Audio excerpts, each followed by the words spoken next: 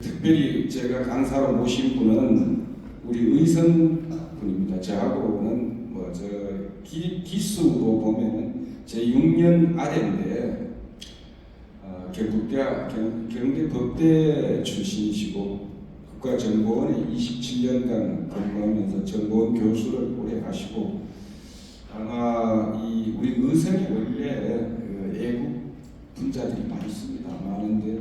정말 이희천 교수야말로 여러분들이 오늘 강의를 들어보시면 평가하실 겁니다. 우리 이희천 교수를 강단으로 모실 때 열화와 같은 박수를 보내주시기 바랍니다. 이 교수님.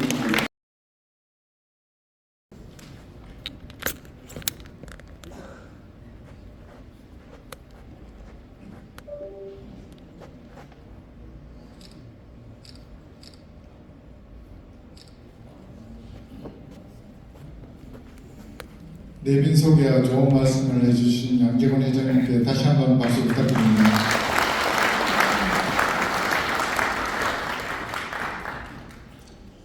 그리고 좌파 선거 전략이라는 제목을 주제를 가지고 강의해 주신 이희천 교수님께 다시 한번 박수 부탁드리겠습니다.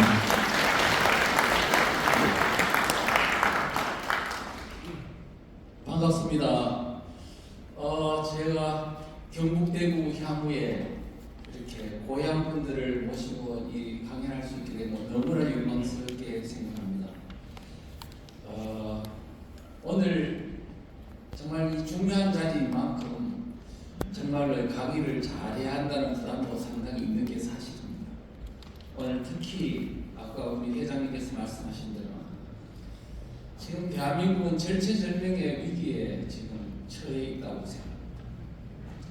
제가 아까 오전에 미국에 있는 정부 기관에 있는 사람하고 이야기하면서 그랬어요.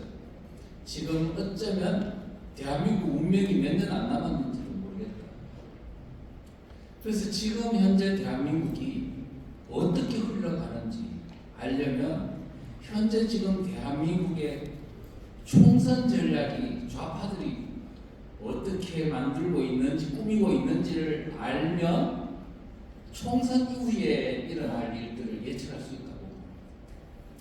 저는 지금 현재 총선 전략이 어떻게 보느냐면 많은 우파들은 이번에 총선에서 누가 이기냐 여기에 포커스를 둔다면 저는 그게 아니고 이 좌파 세력, 종북 세력들이 이번 총선을 통해서 지금 어떤 목표를 이루려고 하는지 제가 간단하게 결론부터 말씀드리면 이번 총선은 좌파들은요 총선을 통해서 정치 어떤 질서를 재편하려고 하고 있습니다. 이 질서의 재편의 목적은 결국은 총선 이후 윤 대통령, 윤석열 정부를 끌어내리고 그 다음에 대선 때 종북 정권을 창출하기 위한 준비 과정으로서 이 총선 전략을 꾸미고 있습니다. 그래서 우리가 지금 현재 좌파들이 어떻게 지금 총선 전략을 꾸미고 있는지를 알아야 앞으로 우리가 어떻게 대응할지 방안이 나온다. 이렇게 생각합니다. 자, 그거를 이야기하기 전에 일단은 우리가 그 전에 지금 종북 세력들이 어떻게 선거 전략을 꾸몄는지를 좀 살펴보는 게 필요합니다. 여러분 우선은 이런 이야기부터 먼저 할게요. 얼마나 지금 대한민국이 심각하냐면 제가 누누이 이렇게 말합니다. 지금 대한민국은 기울어진 운동장이 아니고 사실상 전복된 상황입니다. 전복이라는 건 뒤집어졌다는 뜻입니다. 사실상 적화된 상황이라고 말을 하고 있습니다. 윤석열 정부 이전에 이미 문재인 정부 때 이미 사실상 전복됐습니다. 법률을 4,025건이나 바꿨고 조례를 8만 건이나 바꾸면서 이미 뒤집어진 상태에서 이미 법제화를 통해서 이미 고정을 시킨 상황이고 만약 이번 총선에 압승을 한다면 모를까 그렇지 않으면 문재인 때 했던 그 체제가 전복된 상황을 그대로 4년 연장할 것입니다. 지금 이런 상황이라는 말씀을 드리고요. 자, 우선은 보면 정치권이 전복됐다는 걸 제가 여러분들에게 한번 간단하게 이해를 시키겠습니다. 2000년도 김대중 정부 때 정당을 한번 가만히 생각해 보십시오. 어떤 정당이 있었는지. 한나라당이 있었죠. 그 다음에 자유선진당, 민주당 뭐 이런 게 있었는데 지금 우리의 개념으로 보면 종북적이다. 좌파 정당이라 할 수 있는 정당은 민노당 하나였는데 국회의원이 한 명도 없었습니다. 2004년도에 겨우 국회의원이 나왔죠. 2011년도를 보자고. 2012년 총선 대선을 앞둔 2011년도 시점에서 보면 좌파 정당이라 할 만한 정당은 역시 민노당이었고 이게 12월 달에 통진당으로 바뀌었는데 그때 국회의원 숫자가 5명이었어요. 그럼 나머지 국회의원들은 어쩌면 그래도 자유민주주의를 생각하는 사람들로 구성됐고 약간 좌경적인 또는 뭐 일부 좌파들이 들어가 있었지만 그랬던 대한민국의 정치권이 10년 만에 어떻게 바뀌었냐를 생각해 보십시오. 지금 현재는 제1당 168석을 갖고 있는 제1당이 이미 경기동부연합 한총련이란 이석기 그룹이 이미 당의 주도권을 싹 장악합니다. 그 다음에 진보당이라는 것이 이제 통진당 후신의 진보당 완전히 부활된 상황입니다.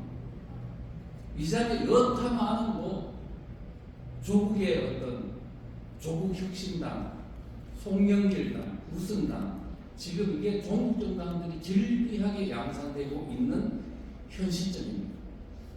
이렇게 보니 정당만 봐도 이미 10년 만에 완전히 전복된 상황인 것을 여러분들이 이제 인식할 수 있을 겁니다. 저는 이런 상황에서 선거가 치러집니다. 지금 대한민국은요 선거를 하는데요 어떻습니까? 우리 대한민국의 선거는 두 개의 큰 정당이 서로 교체하는 선거입니다. 이 정당이 이기냐 저 정당이 이기냐 두 개의 정당에 의해서 대통령이 선출되고 국회의원의 다수당이 선출되는 지금 그런 구도인데 한 축이 종북 세력이 완전히 장악당하면 이제는 한 번만 그쪽에 국민들이 표를 찍어서 이제 다수당이 되거나 대통령이 되면 대한민국 그것으로 사시는 거죠. 미국처럼 공화당, 민주당이 다 자유민주주의 사상을 가진 어떤 세력이 있다면 뭐 공화당이 됐다가 민주당이 됐다가 다 좋은 거죠. 축제가 될 수 있죠. 지금 대한민국은 그런 상황이 아닙니다. 이제는 한 축을 종북 세력이 완벽하게 장악하고 있기 때문에 이제는 한 번만 더 그들에게 이제 주도권이 넘어가면 대한민국은 그것을 사실 끝장납니다. 어떤 사람들은 북한이 못 무너진다고 그 다음에 또 주한미군이 있기 때문에 이제 걱정 안 해도 된다고 하지만 제가 말했습니다. 지금 미국에 있는 정부 관계자한테도 말했고 다 말했어요.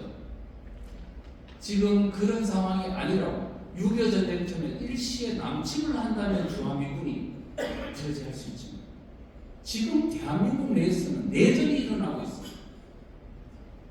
이런 상황에서는 주한미군이 누가 적인지 누가 아군인지 모르는 상황에서 어떻게 주한미군이 막아내냐고.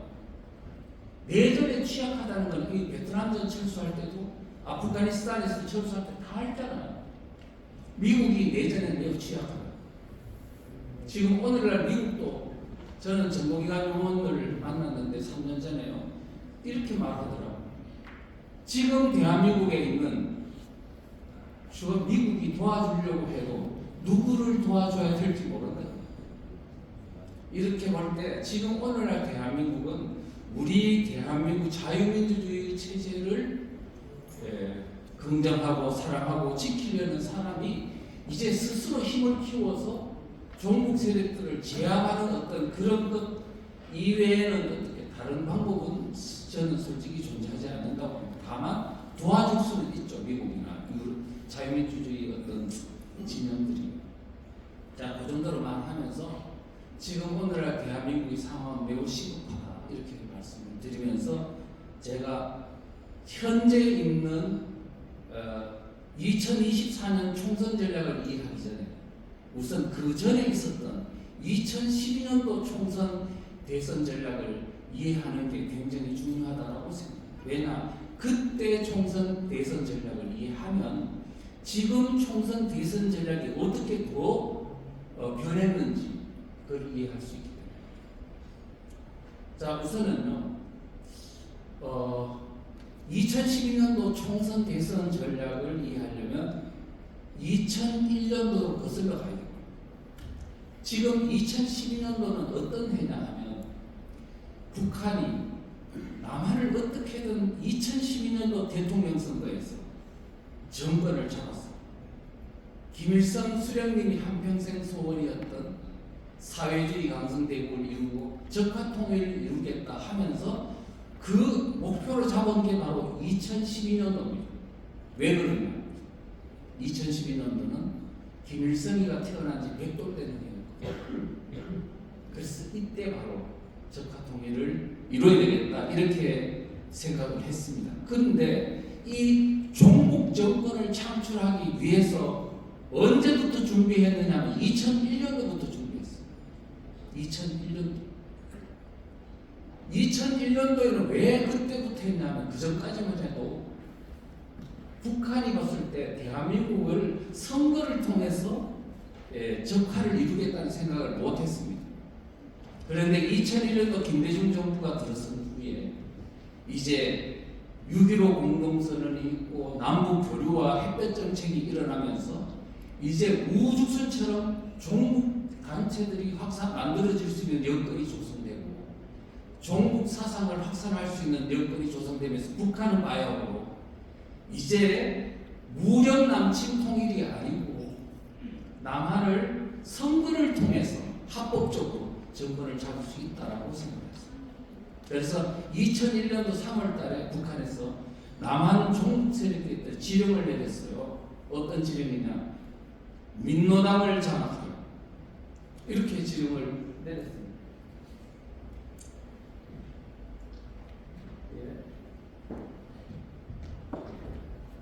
이걸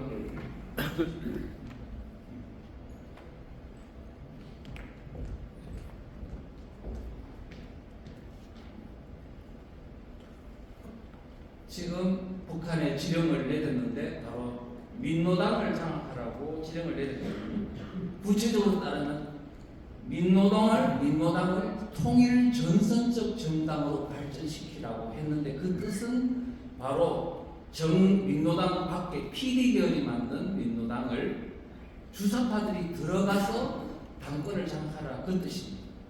자, 그렇게 해서 그 어떤 목표를 이루기 위해서 바로 종북 세력들 그러니까 주사파의 어떤 전선체인 전국연합에서요 2001년도 9월달에 충북 괴산에 가면 군자산이라고 있어요. 거기서 보람원 수련원이라는 데서 이 대표자 한 700명이 모였습니다. 모여가지고 회의를 했는데 바로 그 회의를 이름하여 군자산의 약속이라고 합니다.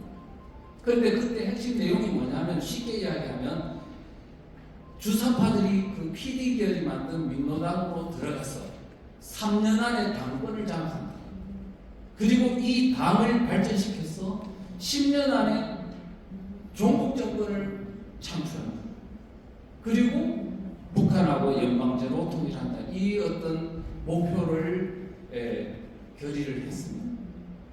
자, 결의를 했는데 저는 그때 그 결의를 보면서 아니 이게 도대체 민노당을 당권을 장악하는 거야 쉽겠지만은 어떻게 대권을 2012년에 대권을 장악하냐 국회의원 한 명도 없는 정당이 그걸 가지고 10년 안에 정권을 잡는다 말이 되냐 이렇게 생각했어요.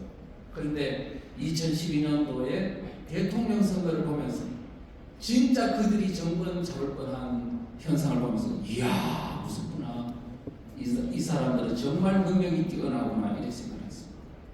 그 내용을 제가 살펴보고 있습니다. 그런데 그때 정권을 북한이 지령해서 정권을 잡겠다고 했는데 누구를 염두에 두고 한 말입니다. 누구를? 근데 저는 나중에 이렇게 분석해 본 결과 이석기다 이렇게 생각했습니다. 이석기. 지금 왜 오늘 이석기를 이야기하냐면 지금 2024년도 총선 전략에서 이석기의 경기동부 연합을 빼고는 설명이 안 됩니다. 그때보다 얼마나 더 위험한 상황으로 그들이 지금 대한민국에 있는 정치판을 좌지우지하는 단계로 성장했는지 이거를 설명하려면 지금 제가 설명하는 걸 잘 들으셔야 된다고. 그래서 이제 제가 말씀을 드리면요. 지금 2013년도에 이 아로 사건이 터졌어요. 이석기가 자기가 관리하고 있는 아로들 지하 혁명 세력들을 불러놓고 회합을 하면서 이렇게 하다가 잡힌 사건이 아로 사건인데 그 직후에 보면 신문에서 이렇게 이석기 사진을 딱 해놓고 군자산의 약속이 뭐길래 라고 했어. 이것은 2001년도 9월달에 군자산의 약속을 했을 때 누구를 염두에 두냐? 이석기를 염두에 둔 것이었구나. 되도록이면 10년 뒤를 전을 그렇게 보니까 이석기를 북한이 염두에 두고 바로 그 사람으로 하여금 정권을 잡도록 하려고 했었구나. 그 사람이 대통령 실권을 장악하면 결국은 북한하고 연방제 통일이 가능한 것으로 이제 봤다는 겁니다. 자, 그랬어요. 그러면 이석기를 2012년도 대선에서 정권을 잡도록 하는 과정에서 북한이 어떻게 했는지 한번 보자고. 첫째는 당권을 장악하도록 하는 과정입니다. 지금 아까 말씀드린 민노당으로 들어가서 당권을 장악하도록 했다는데 군자선의 약속이 9월달에 있은 후 바로 12월달부터요 민노당 내로 막 그냥 주사파들이 줄줄줄줄 들어갔습니다. 용산 지구당 사태라고 있었는데 인천의 중심으로 주사파들이 용산으로 한 집에다가 20몇 명이 주소를 이전해가지고요. 용산 지구당 위원장 선거를 할 때 투표를 해가지고 바로 주사파들을 용산 지구당 위원장에 당선시키고 또 다른 데가 하고 해가지고 결국 3년 만에 주사파가 완전히 민노당을 장악했습니다. 그런데 그리고 그게 2004년도였어요. 그런데 2005년 6년 초가 딱 됐을 때는 그 중에 이석기 그룹 경기동부 연합이 민노당의 당권을 완벽하게 장악하고 그 다음에 그 이후 한 번도 뺏기지 않았고 지금 대한민국 좌지우지하는 단계로 발전이 됐습니다. 근데 어떻게 당권을 장악했냐? 북한이 바로 도와줬어요. 그래서 여러분 잘 아시는 1심의 사건이라고 있습니다. 2006년도 10월 달에 적발된 사건인데 여러분 잘 아시는 김승규 국정원장님이 그때 수사를 하러 노태우 정부, 노무현 정부 때 아닙니까? 그럼에도 불구하고 1심의 간첩단을 잡으라고 국정원 수사국에다가 지시를 해가지고 그냥 잡아낸 게 1심의 간첩단입니다. 수사는 축소 수사를 해가지고 다 수사를 못했지만은 어쨌든 간에 그 수사를 통해서 지금 1심이라는 간첩단이 바로 이석기를 바로 민노당 당권을 장악하도록 철저히 공작하다가 들킨 사건입니다. 그래서 신문에 다 그때 나온 건데요. 어떤 내용이냐면 당대표는 누구 시켜라, 사무총장은 누구 시켜라, 정책위 위원장은 누구 시켜라, 북한의 대북 접촉 창구는 누구 시켜라. 일일이 지령을 다 내렸어요.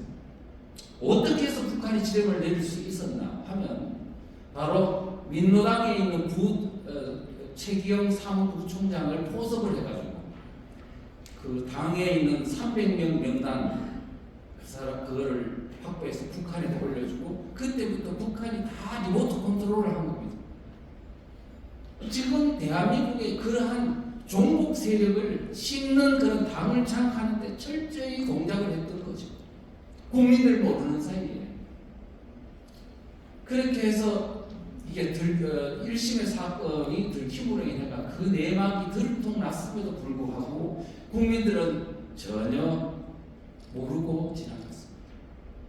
그렇게 해서 당권을 장악한 후에 그 내부의 우여곡절을 거쳤습니다만 2008년도가 지나고 2010년도가 지나고 2012년도 총선 대선을 앞두는 시점에서 북한은 다시 또 공작을 시작했습니다. 왕재산이라는 간첩단 사건, 인천 중심으로 활동했던 이 지하 어떤 간첩단인데, 그건 2006년도에도 벌써 있잖아요. 남한을 적화시키기 위해서 주한미군이 올 수 있는 그 바로 들어올 수 있는 관문이 어디예요? 인천이잖아요. 뭐 공항이라든 항만이 다 인천에 있습니다. 그래서 여기를 고립시키기 위해 가지고요. 바로 북한에 있는 공작원들이 그 인천 중심으로 있던 항만이나 그런 거를 뭐 장악하고, 거기에 있는 군부대라든가 경찰이라든가 또는 어떤 중요한 어떤 산업 기지들 이런 데다가 간첩을 침투시켜서 장악하고 폭발을 준비하도록 뭐 지령 내리고 이런 거를 했다고. 그게 바로 왕재산 간첩단. 그런데 2011년도가 돼가지고 국정원에서 그거를 이제 수사를 해서 이걸 이제 김동용이라는 주모자의 노트북을 딱 뺏었는데, 거기에 딱 보니까 이제 뭐 그런 것뿐만 아니고 2012년도 총선 대선을 앞두고 어떻게 공작을 해가지고 종북 정권을 창출할 건지 그 전략 전술에 가는 것이 다 드러났습니다. 그 내용은 이런 겁니다. 뭐냐면 두 가지예요. 한 개는 뭐냐면 아까 이석기 경기동부연합이 당권을 장악하고 있는 민노당, 민노당을 좀 더 큰 정당으로 만들어라. 그러니까 진보 대통합정당을 만들어라. 그때 국참당, 노무현 세력인 국참당도 넣고 또 여타의 정당 세력들도 넣어라. 진보신당, 탈당파도 넣고 해가지고 좀 더 큰 정당을 만들어서 그걸 이름하여 통합진보당이라고 했어요. 자, 그래 놓고 그러면 이제 파해가 커지니까 국민들이 볼 때는 이제 훌륭한 더 큰 정당이 하나 만들어졌으니까 지지를 막 할 거 아닙니까? 그렇게 만들어 놓은 다음에 그 다음에 민주당을 보고는 야권 연대하자고 손을 내밀으라는 얘기.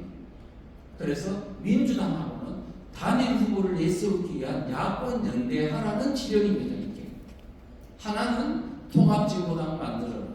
그런 후에 민주당하고 야권 연대해라. 딱 이 두 가지예요. 그런데 그 두 가지를 했는데 2011년도 8월 달에 왕재산 간첩단이 적발됨으로써 그 내용이 폭로가 다 됐어요. 국민들 앞에서.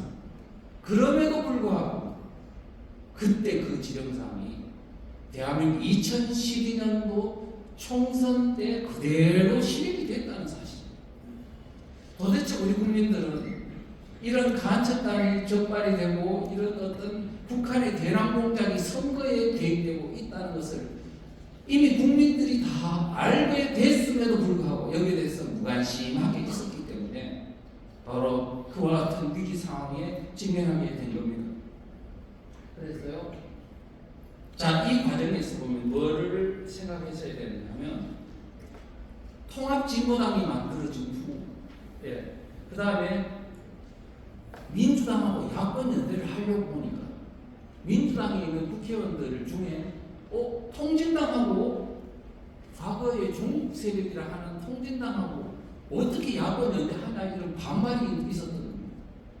그래가지고 민주당에 있는 사람들을 뭔가 종북 정당인 통진당하고 야권 연대할 수 있도록 뭔가 내부 구성원들을 교체를 해야 되는 거예요. 그 과정이 1년 반이 걸렸어요. 언제부터냐? 2010년도 한 중반경부터요. 이제 준비를 해서 2011년도 1월부터 시작을 했는데 뭐냐면 여러분 잘 아시는 문성근의 백만밀단이라고 있는데요.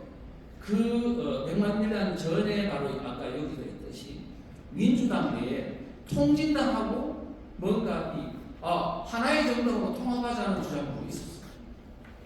이게 서로 같은 정당으로 통합하자는 주장도 있었는데 또 어떤 사람은 안 돼. 통진당, 종북정당하고 어떻게 이게 같은 통합을 할 수 있냐, 그래서 반대하는 것도 있었고, 이렇기 때문에 결국은 이거를 뭔가 야권 연대할 수 있도록 뭐냐면 민주당을 좀 좌경화시켜야 되는 게 필요했어요. 그래서 문성들의 100만 빌라 운동을 이제 1월 달부터 전국을 다니면서 소위 옛날에 동학농민화 다 하듯이 전국에 횃불 들고 막 모여가지고 좌파들을 끌어먹었는데 8개월 동안 끌어모으고 나서 얼마를 모았냐? 100만을 모으려 했는데 20만을 모았어요. 자, 그래가지고는 이제 8월 달에 혁신과 통합이라는 그런 어떤 정당 만드는 준비 작업을 했고, 그때 문성민과 문재인이가 앞장섰어요. 그 후에 바로 12월 1일 날은 12월 7일 날은 그 정당을 시민통합당이라는 정당으로 만들었어요. 거기에 국회의원 한 명 있냐? 국회의원 한 명도 없어요. 그리고 나서 민주당하고 통합을 하려고 하는데 민주당은 통합민주당이라는 거였거든요.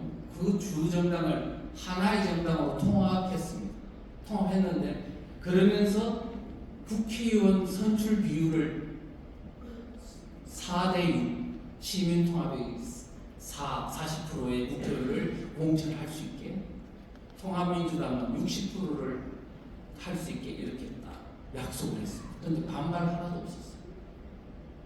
지금 그렇게 해서 통합을 해서 결국 통합진보당이 만들어진 거는 12월 13일, 민주당이 통합할 수 있도록 준비하는 건 12월 16일 3일 상간으로 준비 다 끝낸 후에 그 다음에 이제 준비하고 있다가 총선 한 달 전에 바로 야권 연대를 딱 했어요. 그러니까 이제 민주당도 다 그런 통합진보당과 야권 연대할 수 있는 준비를 다 거친 후에 했기 때문에 반발이 없었던 거죠. 그렇게 해서 2012년도 4월달 총선이 있는데 통진당이 얼마나 얻었냐? 국회의원 13명, 국민 지지율 10.3%, 득표율 220만 표를 얻었습니다. 민주당 문재인 후보와 박근혜 후보가 그냥 붙어도 비슷비슷한 그런 상황에서 10.3%에 있는 통진당이 야권 연대해가지고 같이 지지를 해버리면 당연히 이 연합팀이 이길 수밖에 없는 그런 상황이었어요. 저는 그때 이제 대한민국이 이제 바야흐로 여기서 끝장나는구나 싶었습니다. 만약에 그 통진당을 주도하는 이석기 경기동부위원하고 이거는 거의 북한의 간접단하고 계속 연대된 세력이잖아요. 간접 세력이나 마찬가지인데 이 세력하고 이제 문재인 세력하고 둘이가 붙어가지고 이제 공동정부를 구성하게 되면 저는 그때가 이제 이석기가 사실상은 정권의 주도권을 잡는 걸로 봤고, 그래 됐으면 지금 대한민국 사실상은 없어졌을 겁니다. 적화통일로 갔겠죠. 지금 이와 같은 것을 보면 첫째는 2012년도 총선 대선 때 했던 그 위험한 상황, 종북 정권을 만들려고 하는 상황이 사실은 북한이 계속 개입을 했었구나. 두 번째, 그 다음에 북한의 지령에 따라 가지고 경기동부연합 이석기 그룹이 계속 그 북한의 도움을 받아가지고 정권을 주도하도록 만들어 왔었구나 하는 것을 알 수 있는 거예요. 지금 제가 왜 이야기를 장황하게 하느냐 하면은 이제 이석기가 지금 경기동부연합이 이번 총선에 사실상 얼마나 지금 주도적인 역할을 하고 있는지 이제 조금 이따 설명을 드리도록 하겠습니다. 자, 그런데요. 이석기 경기동부연합 이석기 그룹이 2013년도 5월달에 아로 사건 때문에 아로 사건을 이석기가 관리하고 있는 아로 지하혁명 조직이 저 권장에서 150명을 마포에서 한 130명이 모여가지고 그 사람에게 이석기가 지령을 내렸어요. 북한이 남침을 하면 내연을 해서 해화동 전신전화부 폭파하고 평택에 있는 유리창고 폭파하고 그다음 전신, 그다음에 통신 이런 것들을 마비시키는 그런 어떤 지령을 내리다가 그 내부 고발자가 국정원에다가 이게 이제 자료를 주는 바람에 이제 체포된 사건이었어요. 그 사건 때문에 사실은 이석기는 구속이 되고 8년 동안 교도소에 있었고, 또 그 사건 때문에 바로 통합진보당은 2013년도 12월 달에 이제 어떻게 됐습니까? 헌법재판소에서 위헌정당으로 해산되는 그런 어떤 사실은 사태까지 벌어졌잖아요. 그런데 누구는 사람들은 다 이제 통진당 이석기 그룹은 이제 끝장났구나 생각했는데 어느 순간에 지금 완전히 지금 부활해가지고요, 대한민국을 좌지우지하는 단계로 변했다니까요. 도대체 어떤 과정을 거쳤는지 우리가 살펴봐야 되는 거예요. 그래서 첫째는 뭐냐면 이석기가 부활할 수 있었던 힘은 어디서 성남시에 있었습니다. 2010년도에 이재명이 성남시장이 될 때 바로 그 나와바리에 엄청난 그 지지 세력을 갖고 있는 경기도구에 하는 이석기 그룹이 바로 김미희가 후보를 사퇴하고 밀어줌으로써 바로 이재명이 당선될 수 있었거든요. 그때 그 응봉 때문에 이재명은 바로 성남시장 인수위원장의 김미희 바로 경기도구에 박아넣고 다 인수위원들을 경기도구에 박아넣었습니다. 그리고 나서 그 성남시의 모든 쓰레기에서 나오는 나눔환경이라는 단체가 거기 있는 그 쓰레기를 다 수거할 수 있는 권한을 갖게 됩니다. 이것을 가지고 성남시의 모든 어떤 이권 사업에 다 그들이 개입을 했다고 평가되고 있습니다. 이런 과정을 거쳐가지고 거기서 나오는 걸 가지고 이제 어떻게 했냐면 이 성남 용인 지역만 아우르는 게 아니고 이제 전국의 주사파들을 아우르는 단계로 확장이 됐고, 나아가서는 이제 문재인 정권이 등장하면서 어디로 갔냐 하면은 이제는 이제는 민노총까지 들어갔습니다. 비정규직 노조 있죠. 택배 노조니 마트 노조니 이런 사람들을 민노총 밖에 있던 사람들을 다 끌어가지고 이 사람들을 들고 왕창 민노총 안으로 들어가가지고요. 사실 박근혜 정부 때 50만에 불과하던 민노총이 지금 120만 명으로 늘어났어요. 그래가지고 완전히 이석기 그룹 양경수라는 사람이 2021년도 12월 달에 바로 민노총 위원장직을 장악했는데 그게 바로 이석기 그룹. 지금 작년 11월 달에 재선까지 됐어요. 지금 대한민국의 가장 큰 어떤 하부 조직을 장악하고 있는 민노총마저도 그들의 손아귀에 들어갔고, 그다음 나아가서는 정치권으로 다시 들어가가지고 이제는 어떻게 되냐면 이제 다시 지금은 더불어민주당을 완전히 장악해버렸어요. 지금 여러분들이 아시는 진보당, 통합진보당 후신인 진보당이라는 정당도 이제 부활이 됐고, 나아가서는 지금 대한민국의 제1당인 더불어민주당을 지금 사실상 배후 주도권을 장악했다. 그러니 이제 앞으로 이 문제를 어떻게 할 거냐는 것이 심각한 문제입니다. 자, 그래서 도대체 더불어민주당 속으로 언제 들어갔지? 사실 그전에도 조금씩 들어갔겠지만은 2020년도 총선을 앞두고 바로 그 사람들이 더불어시민당이라는 비례연합정당을 통해서 들어가서 총선이 끝난 후에 해체되면서 그쪽으로 왕창 더불어민주당 속으로 들어갔어요. 그런데 대부분 17명이 당선됐는데 다 이재명 지지라는 이 사람들이 들어갔고요. 그러다 보니까 이제 이재명 후보가 경기도지사가 됐다. 그 다음에 이제 대선을 앞두고 이낙연 후보하고 경선해가지고 대통령 후보까지 됐어. 이제는 끝난 후에는 이제 당대표까지 되고, 이제는 총선을 거치면서 완전히 한 번 할 때마다 그들의 세력이 왕창 당을 장악해 갔습니다. 자, 이렇게 됐는데, 그래서 지난 경선 때도 그런 민주당 게시판이 있습니다. 앞으로 이번 경선 결과에 따라 이낙연 후보와 이재명 후보 간의 경선 결과에 따라서 민주당을 지킬 수 있을지 아니면 저 미친 통진당 세력에게 당을 빼앗길지 결정되는 것으로 보인다 라는 글이 올라올 정도로 이미 경선 때 이미 많이 이재명을 지지하는 그 세력 안에 경기동부연합 한총련 세력들이 왕창 들어갔구나 하는 것을 알 수 있다. 그래서 지금 현재는 당내의 구도는요, 문재인 때 여러분들이 더불어민주당을 주도했던 세력은 누군가요? 80년대 운동권이죠. 자생주사파, 전대협 세력입니다. 그런데 어느 틈에나 벌써 이재명과 함께 경기동부연합 한총련이 한몸이 된 이 세력들이 들어와서 지금 거의 당권을 싹 장악했고요. 이제는 공천 과정을 통해서 문재인 세력들의 그 전대협 세력을 다 지금 공천 탈락시키고 이 사람들로 다 교체하고 있고 이번 총선이 끝나고 나면 이제는 명실공히 경기동부연합 한총련의 정당으로 완전히 탈바꿈하게 됩니다.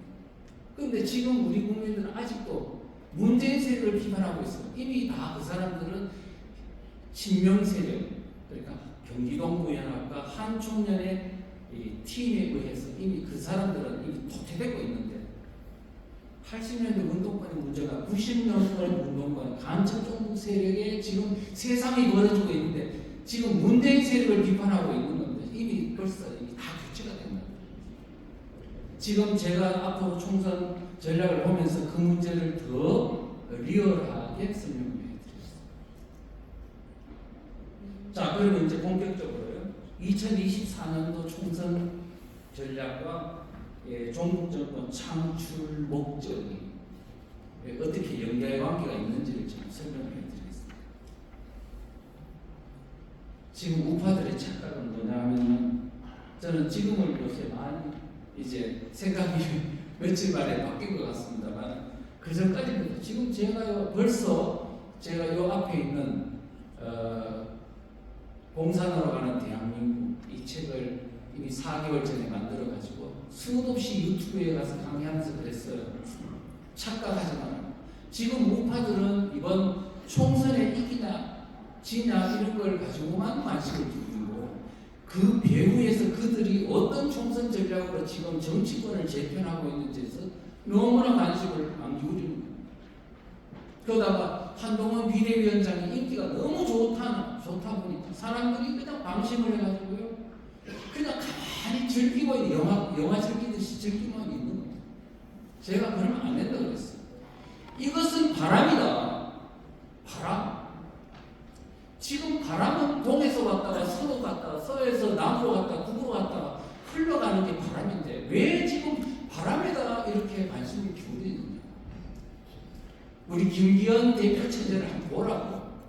그때 당시에 김기현 있을 때 얼마나 낭망스럽게 있었습니다. 그런데 한동훈이 드러났더니 갑자기 좀 분위기가 뜨니까 막 그냥 또 방심을 하고 아무런 조치를 안 취하고 국민 깨울 생각을 안 하더라고요. 그래서 참 이게 고질병이구나 이런 생각을 했습니다. 그런데 사실은 또 거기다가 민주당이 막 내분 사태가 일어나네. 그러니까 민주당에 이낙연 그룹이 뛰쳐나가더니 그 다음에는 막 그 친문 세력과 친명 세력 간에 막 갈등이 일어나 공천 갈등이 막 일어나니까 국민들 우리 우파 국민들은 뭐냐면 이야 참 저 사람들은 자충수 많이 드네. 그래 열심히 싸워라. 그러면 우리가 누리하겠거니 이렇게 생각을 하는 거예요. 저는 그게 아니고 이거는 그들의 작전이다. 총선에서 어떤 지금 큰 전략적인 판단 아래서 지금 움직이고 변화하는 건데 여기에 대해서 뭐 그냥 막 단순하게 생각해서 막 박수치고 환호하고 막 지금 즐기는 겁니다. 안 된다고 그랬어요, 저는. 그래서요, 여론조사도 보니까 막 이제 이기는 거로 나오니까 그냥 그다음부터 즐겼는데, 막상 이제 선거가 20일 남겼는데 갑자기 막 여론이 막 바뀌기도 하더니 막 하는 거예요. 이제 그 사람들이 모든 정치 재편 과정이 다 완료하고 이제 단점을 다 보완하고 이제 전투 체제를 딱 갖춘 후에 이제 막 공격을 시작하니까 20만 휙 바뀌어버리는 겁니다. 그래서 앞으로 이렇게 대한민국 세력이 정말로 이렇게 무사안일하다면 저는 이 대한민국 운명은 몇 년 남지 않았다고 저는 그렇게 생각하고 있습니다. 그래서 지금 내가 그냥 저는요 다른 사람들이 다 뭐냐면은 앞으로 잘 될 거다 잘 될 거다 막 이렇게 할 때 저는 아니라고 얘기했어요. 그러면서 저는 뭐라고 말했냐면 우리가 암이 걸렸으면 암이 걸린 사람 보고 암이 아니라고 부정하는 게 맞는지 암이라고 긍정하고 그 다음에 그게 몇 개인지 어떤 암인지 이걸 정확하게 안 후에 그렇다면 어떻게 할까요? 문제를 직시했을 때 문제에 대해서 내가 정확하게 인지를 하고 직면했을 때 거기서 해답이 나오는 거지. 위로해주고 격려해주고 아닐 거야 이렇게 하는 것은 절대로 문제를 해결하는 것이 아니고 오히려 사태를 악화시킨다. 그렇게 생각했습니다. 그래서 저는 계속 지금 대한민국이 위험 상황에 처해져 가고 있다. 왜? 이미 종북 세력이 한 발 한 발 다가오는 걸 저는 다 알았기 때문에 계속 그거를 지금 십몇 년째 추적하고 있습니다. 자, 그런 말씀을 드리고요. 그래서 지금 현재 이제 통진당 우리가 지금 아까 그랬죠. 현재 지금 이 총선 과정에서 일어나는 전략 전술을 한번 가만히 보시면요. 몇 가지 포인트를 제가 말씀드리겠습니다. 첫째는 2014년도 12월 달에 해산됐던 통진당이 지금 부활을 했어요. 뭐로 부활했냐? 진보당이라고 다시 그 원 이름으로 부활을 하고 바로 작년 4월 달에 이미 그 전주에서 거기서 강성희라는 사람이 국회의원이 한 명 됨으로 인해가 이미 제도권 정당이 됐는데 이번 총선 공천을 통해서 이제는 국회의원이 여러 명 나오게 생겼습니다. 그 정도에 그치는 게 아닙니다. 완전히 이제는 더불어민주당의 사실상 이끌어가고 있는 주도권을 지금 행사하고 있다는 거 제가 설명을 드리겠습니다. 그 다음에 더불어민주당을 이제 완전히 이재명과 함께 들어가서 이제는 당권을 장악하고 이제 국회의원까지 또는 그게 보좌관까지 이제 다 이렇게 그들의 손아귀에 들어가고 있는 상황을 이제 아셔야 됩니다. 자, 그러면 볼게요. 지금 통진당 후신인 진보당이 이번 총선을 앞두고요. 뭐라고 말했냐면 이제 초거대 통합 진보당을 만들려는 구상을 가졌어요. 그래가지고 뭐 정의당, 녹색당 같은 정당은 이제 통진당을 좀 싫어해서 그 사람들은 좀 이탈되는 거죠. 그러니까 녹색 정의당이라는 그 정당들은 이제 이미 이탈을 했지만 여타에 있는 정당들을 다 통합해가지고 거대한 통합진보당을 만들려고 구상을 했어요. 구상을 했는데 지금 이게 어떻게 실현됐는지는 저도 잘 모르겠습니다만은 일단 그들의 구상은 지금 뭐 여러 민노총도 넣고 또 지역당 연합이라는 잘 모르시겠지만 지역당 연합이라는 것도 넣고 그 다음에 노동당도 넣고 진보당이 중심이 돼가지고 모든 정치 진보 정치 세력을 다 통합하는 대정당을 하나 만들어 보자고 구상을 했는데 그게 현실적으로 실행이 뭐 완벽하게 되지는 않았지만 그들의 꿈 거대한 과거의 통합 진보당과 비교할 수 없는 거대한 정당을 만들려고 하는데 이게 제가 볼 때는 실행이 되고 있는 게 아닌가 하는 느낌을 지을 수가 없습니다. 자, 여기서요. 여러분 지역당 연합 하나만 보죠. 여러분 지역당 연합이라는 걸 아마 모르실 텐데 저는 이미 2021년도 한 2월 달부터 뭘 했냐면 주민자치기본법 봉사라의 길목이라는 책을 쓰고 전국을 다니면서 강의를 했어요. 지금 3,500개 읍면동 마을이 완전히 좌파들에게 장악당해서 지금 정치, 경제, 사회문화가 지금 먼저 진지가 그들의 손아귀에 들어갔을 뿐 아니라 이제는 3,500개 읍면동마저도 이제 그들의 손아귀에 들어간다. 그러면서 이제 국민들이 깨어나라. 지금 중앙만 대한민국 정파되는 게 아니고 지금 여러분이 사는 마을이 위험하다고 내가 그랬어요. 그래서 이제 많은 분들이 깨어나가지고 그 주민자치기본법을 저지하는 바람에 그나마 그거를 막을 수 있었습니다. 그런데요, 자, 뭐 그건 떠나서 지금 여기 보시면 이 사람들이 꿈꾸고 있는 게 뭐냐 하니까요, 이런 거예요. 3,500개 읍면동을 마을공화국으로 만든다는 겁니다. 마을공화국. 좌파들이 주재하는 읍면동 자체를 마을공화국으로 만들어가지고 마을헌법도 만들고 직선제로 하고 주민총회하고 마을기금 만들고 마을대학 만들고 이렇게 하겠다는 거예요. 교육도 자기들이 마을에서 주도하겠다는 거예요. 주민들도 교육시키겠다, 사상교육을. 그런데 거기서 그치는 게 아니고 그 다음에 시군구도 보면 시군구별로 있잖아요. 정당을 만들겠다. 지금 만들어진 정당이 영등포당이 있어요. 그 다음에 지금 시도별로도 정당을 만들겠대요. 지금 만들어진 정당이 하나 있습니다. 제가 찾아보니 전북당입니다.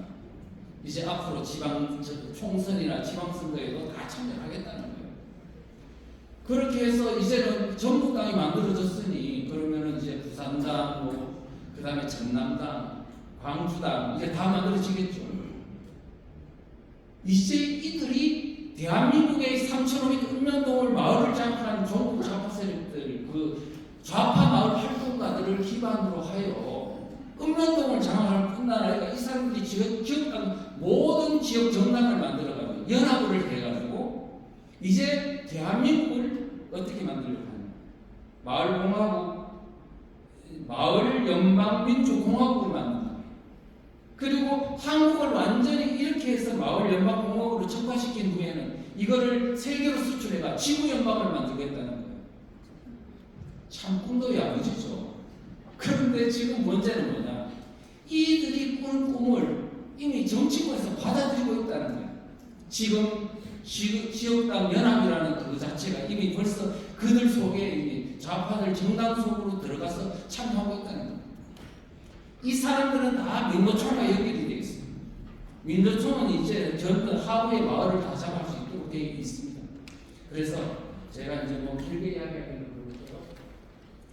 이제 어마어마한 그런 진보당이라는가 뭐 노동당이니 무슨 정당, 지역당 같은 전체 민노총과 함께 이런 거대한 정당들이 만들어지고 있구나. 다 연결되어 있구나. 옛날에 2012년도에 통진당하고 비교가 안 되는 어마어마한 세력이 문재인 정권 때 이미 다 만들어져 이제 결합되는 단계에 있구나. 이렇게 이제 보시죠. 자, 그랬어요. 제가 이제 이번에 더불어민주당이 주도하는 비례연합 정당이 아니고 좌파 정당 전체를 연합하는 비례연합 정당을 만들었잖아요. 아시죠?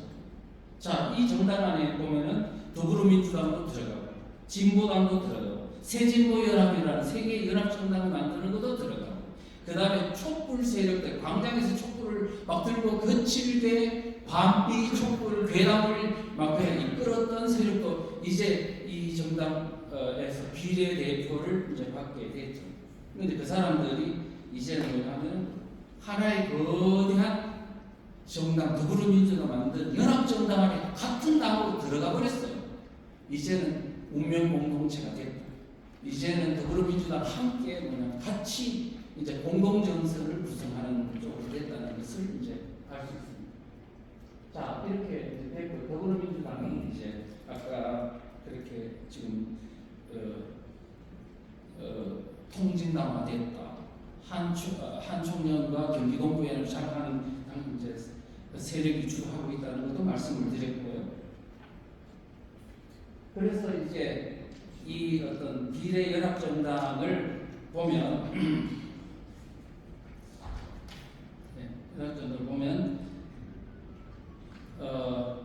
서로 여러 군소정당 원래는 의석을 못 얻을 수밖에 없는 군소정당들이 일단 더불어민주당이 사실은 앞선 순위 10석을요 이 정당들한테 다 나눠준 거예요. 나눠줬으니 이제는 더불어민주당한테 배신을 때리고 뭐냐면 이제 할 수 없도록 이게 하나의 거대한 덩어리가 되거든요. 이제는 더불어민주당 시키는 대로 이 정당들은 움직일 수밖에 없는 이제 하나의 거대한 하나의 정당 어떤 결합체가 됐다는 말씀을 드립니다. 자, 그 다음에 이렇게 되고 나니까 이제 문제는 뭐냐면 남은 건 이런 것입니다. 자, 지금 있잖아요. 더불어민주당도 아까 그랬죠. 경기동부연합 한총련이 장악했죠. 그 다음에 진보당은 또 경기동부연합 한총련이 지배하고 있죠. 그 다음에 나머지 정당들은 다 배급을 받아 의석을 배분받았기 때문에 하나의 그들에게 지시한 대로 움직일 수 있는 운명 공동체가 됐다고 그랬어요. 지금 이렇게 되어가는 만든 과정이 지금 총선 이 많은 우여곡절이죠. 자, 그런 후에 그다음 또 하나 봐야 될 게 있습니다. 더불어민주당에서 쫓겨나간 우리 친문 세력은 어떻게 되는 거예요? 여러분들이 볼 때는 아이고 문재인 더불어민주당 세력 안에 있던 문재인 세력들이 막 이제 쫓겨나가고 하니까 원수가 됐겠거니 생각하시죠. 원수된 게 아닙니다. 전략적 위험입니다. 이들이 더불어민주당에서 이제 완전 이탈하면 더불어민주당 완벽하게 친문 세력들이 주도하는 정당이 되고 쫓겨나간 또는 더 친명 세력이 완전히 굴복하는 세력은 남겨두고 그렇게 비판하는 사람은 다 나가서 어디로 이제 흡수되는 거예요. 자, 보십시오. 더불어민주당 밖에 있는 조국혁신당이라는 데로 들어가고 그 다음에 송영길당도 들어가고 또는 그 다음에 이낙연당으로도 들어가고 그 다음에 이제 새로운 미래 이렇게 들어가서 분산이 되는데 서로 내분이 일어난 것 같지만 뭐에는 똑같은 인식을 갖고 있냐면 윤석열 정부를 끌어내야 된다는 데는 똑같은 인식을 갖고 있습니다. 그러다 보니까 지금 이게 각자 뭐냐면 분산돼 가지고 이제는 하나의 거대한 그물망을 형성하고 있는 거죠. 윤석열 정부를 괴멸시키기 위한 그물망을 만들어가지고 했는데 이게 다 종북적이에요. 이낙연당은 중도 좌파 정도 되고 나머지 송영길도 주사파죠. 종북 주사파. 그 다음에 조국팀도 그렇죠. 더불어민주당은 지금 완전히 경기동부의 한청년이 장악하면 진보당 그렇죠. 그 다음 나머지는 그냥 이미 배급받아가지고 운명공동체로 명령에 복종해야 되죠. 이게 지금 쫙 이래가지고 이미 결합된 상황. 그래서 그 안에 같이 있는 세력은 누구냐면 윤석열 정부인 거예요. 그거를 이번 이렇게 총선을 통해서 이렇게 지금 재편을 한 것이다. 그런 후에 이제 총선 끝나고 나면 어떻게 돼요? 이제 본격적으로 총선에서 이긴다면 말할 거 없고 비슷하다 해도 이미 바로 윤석열 정부를 괴멸시키는 작전으로 돌입할 수 있다. 그런데 우리는 지금까지 지금 이 사람들이 이렇게 작전을 꾸며가지고 완전히 새로운 어떤 전략을 꾸미고 있다는 걸 까맣게 모르고 앉아가지고 계속 뭐냐면 희망의 목표가 승리한다라는 그런 생각이 그런데 보십시오. 이미 문재인 세력이 다 쫓겨나는 것 같았는데 조국 신당한테 많이 들어갔잖아요. 이재명과 만나서 다 협조하자. 그래서 윤석열 정부를 끌어내리잖아. 이렇게 하면서 우리 이재명이 조국이 뭐라고 했냐면 우리는 진보를 잡겠으니까 더불어민주당을 온건하게 해서 보수와 중도를 잡아 이 역할 분담을 하고 있어요. 지금 이런 거를 생각해 보면 지금 우리가 지금 이 어떤 이번 총선 과정을 통한 전략은 딱 이겁니다. 종북 정권. 그러니까 이 윤석열 정부를 괴멸시키고 3년 뒤에 있는 대선에서 이 정당들을 다 굵직굵직하게 키워가지고 연대 연합을 통해 가지고 결국은 2003년 뒤에 있는 대통령 선거에서 국민들의 표로 완전히 승리를 해서 종북 정권. 지금 제가 지금 이런 역할을 보시고 그런데 국민의힘당하고 우파 쪽은 어떠냐 보십시오. 이 사람들은 다 그물을 쳐가지고 하나도 더불어민주당 이탈 세력들이 절대로 이 건물하고 빠져나가지 못하도록 딱 있어요. 그리고 역할 분담을 다 한다고요. 그런데 지금 우파 쪽은 어떠냐면 국민의힘당은 낚싯대 2대를 들이고 있고 또 그다음에 자유통일당도 낚싯대 한 대, 자유민주당도 낚싯대 한 대 다 빠져나갈 수 있도록 돼 있어요. 거기는 촘촘하게 해서 적어도 이재명을 싫어하는 사람들조차도 윤석열을 개명시키기 위한 목적 아래서는 절대로 빠져나가지 못하는 딱 잡고 있습니다. 이제 이렇게 보면 우리가 지금 현재 어떤 총선 전략하에서 지금 대한민국이 처해져 있는지 그럼 우리는 어떻게 해야 될지 아시죠? 저는 이렇게 생각합니다. 이제 방법이 무엇이냐?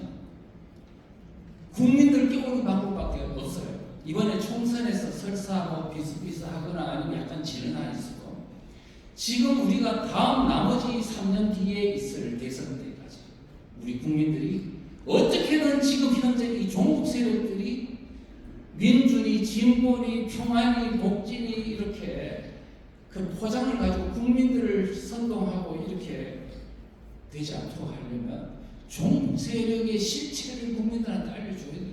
이석기 경기동부연합이 사실상 먹고 있고 북한이 사실은 정권이 잡는 것 같은 이 현상에 대해서 국민들이 내몰락하지 않도록 국민들을 깨워야 된다. 자유민주주의는 결국은 국민의 유권자의 선택에서 되기 때문에 이제는 방심할 때가 아니라는 제가 이 소책자를 만들어 가지고 국민들한테 이게 알리는 것도 바로 그런 목적입니다. 그래서 이제는 국민들에게 어떻게 해야 됩니까? 있는 사실 그대로 냉정하게 국민들한테 진실을 알려준다는 정신으로 우리 하시고 그 다음에 그 약간 뭐 그냥 과대 포장하는 식으로 해서는 안 된다고. 그 다음에 지속 반복적으로 이 독지를 해서 국민들 그들이 어떤 실체를 알리는 작업을 꾸준히 가속적으로 해야 된다고 봅니다. 그래서 이제 저는요 이 소책자를 녹음 운동하는데 제가 전에 뭐 유튜브 BJ토리라는 유튜브에서 이 강의를 소책자에 대한 했는데 지금 3개월 만에 81만 명이 봤습니다. 그만큼 현재 대한민국이 제가 주장하는 이 내용이 사실이라고 인정하기 때문에 많은 사람들이 서로 돌려보기 때문에 그런 현상이 있습니다. 이제는 어떻게 보면은 우리가 지금 제가 참 안타까운 건요. 제가 이 책을 만들고 그 다음에 유튜브에 강의를 할 때 이 강의 내용을 좀 더 많은 분들이 동참해주고 했더라면 훨씬 빠른 속도로 저는 국민들을 깨웠을 거라고 봅니다. 그런데 너무나 무관심하게 선거에만 관심이지 제가 주장하는 내용에 사실 무관심하게 있어서 국민 깨우는데 제 혼자 힘으로는 역부족인 것을 많이 느꼈습니다. 이제 우리 여기 계신 분들이 지금 현재 제가 주장하는 내용을 꼭 안타깝게 주장하는 내용을 꼭 이렇게 경청해 주시고 앞으로 국민들에게 전파하는데 좀 적극적으로 협조해 주시면 고맙다는 말씀을 드리면서 오늘 이 긴 시간 동안 들어주셔서 너무 고맙고요. 근데 저는 이렇게 생각합니다. 짧은 시간 내에 이제는 더 이상 뭐 기다릴 것도 없고 이제는 더 이상 감출 것도 없어요. 이미 대한민국은 죽느냐 사느냐 운명의 갈림길에 있기 때문에 이제는 더 이상 위로도 필요 없고 있는 사실 그대로 국민들을 알리는 것만이 대한민국을 살리는 길이라고 생각하고요. 사실은 6.25 전쟁이 일어났을 때 우리 국민들이 얼마나 좌경화가 심했는지 아시죠? 그런데 북한이 와서 마을을 장악하고 3개월 만에 국민들이 다 방공호시로 무장된 것처럼 현재 지금 종북 세력들이 대한민국을 이미 말아먹고 있고 지금 우리 앞에 벼랑 끝에 놓여 있다는 사실을 국민들한테 제대로 알린다면 효과적으로 알린다면 저는 국민들이 반드시 깨어날 거라고 봅니다. 지금 많은 변화가 일어나고 있습니다. 그래서 여러분들 적극적인 협조를 간곡히 부탁드리겠습니다. 고맙습니다.